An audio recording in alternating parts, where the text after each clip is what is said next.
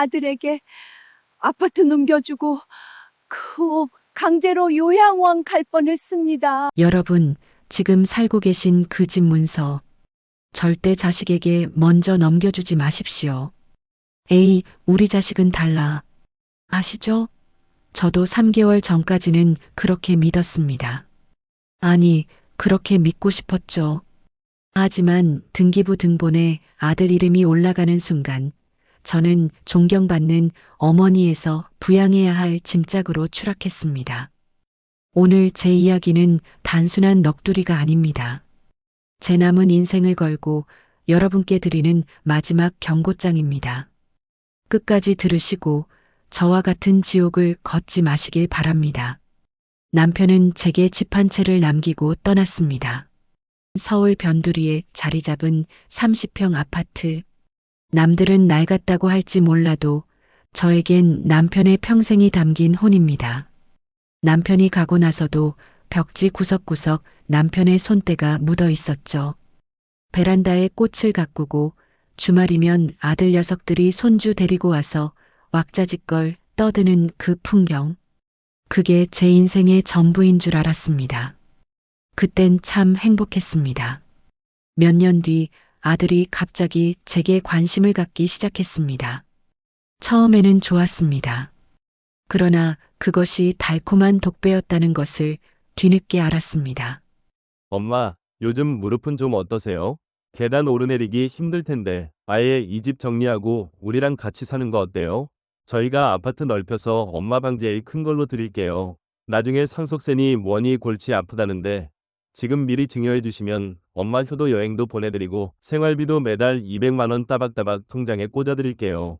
큰아들 진호는 참 영리했습니다. 내가 무릎이 아픈 걸 알고 내 외로움을 알고 그 틈을 파고들었죠. 며느리 미영이도 옆에서 거들었습니다. 어머니, 이제 손주 재롱 보면서 편하게 사셔야죠. 그 말들이 왜 그렇게 달콤했을까요?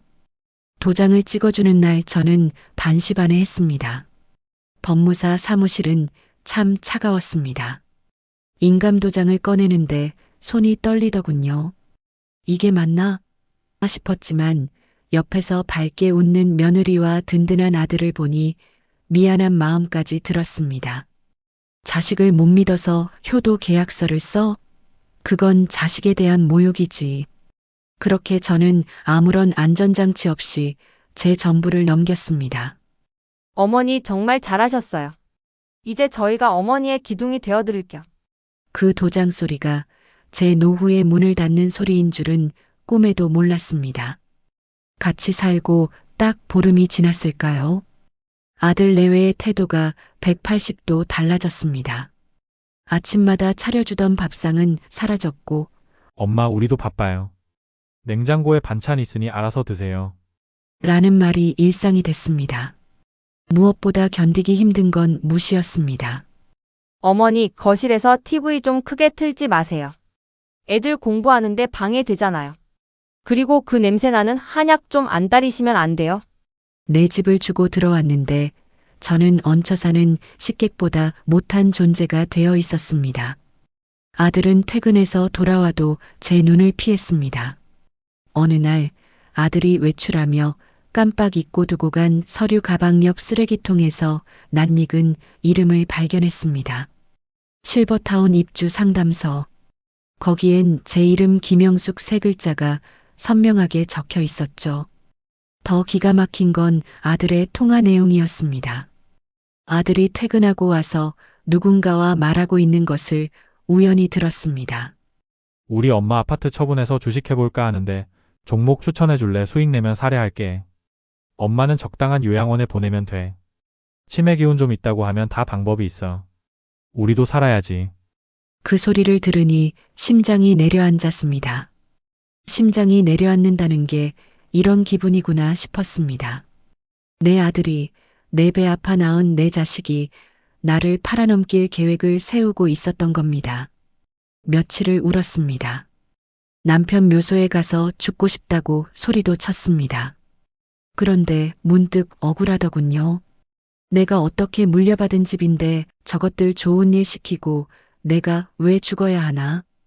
저는 부끄러움을 무릅쓰고 박 변호사를 찾아갔습니다. 엄마, 왜 형한테만 놔뒀어? 그러니까 이런 꼴 당하지. 나한테 해준 것도 없으면서 이제 와서 나보고 어떡하라고. 둘째 아들조차 돈 얘기에 눈이 멀어 소리를 지를 때 저는 결심했습니다. 자식이라도 내 인생을 갉아먹는다면 싸워야 한다고. 어머니, 효도 계약서가 없어서 쉽지 않지만 그동안 아들 내외가 한 폭언, 요양원 강제 입주 계획 문서 등이 결정적입니다. 부양 의무 위반으로 징역 해제 소송 갑시다. 박 변호사가 말했습니다. 법정 싸움은 길고 지루했습니다. 아들은 법정에서 저를 치매 노인으로 몰았습니다. 하지만 결국 법정에서 저는 이겼습니다. 아파트를 다시 제 명의로 만들었습니다. 이제 아들과의 인연은 사실상 끝났습니다.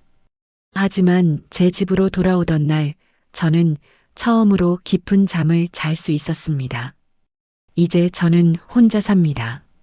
가끔 외롭기도 하지만 자식 눈치 보며 먹던 고기보다 혼자 끓여 먹는 된장찌개가 훨씬 맛있고 좋습니다. 여러분 꼭 기억하세요. 자식을 사랑하는 것과 내 노후를 맡기는 건 전혀 다른 문제입니다. 자식에게 모든 걸 주는 게 사랑이 아닙니다. 내가 나를 지킬 수 있을 때 자식도 부모를 함부로 대하지 못합니다. 여러분의 인감도장 끝까지 여러분의 손에 쥐고 계십시오. 그래야 자식도 지키고 나도 지킵니다. 감사합니다. 구독과 좋아요 응원해주세요.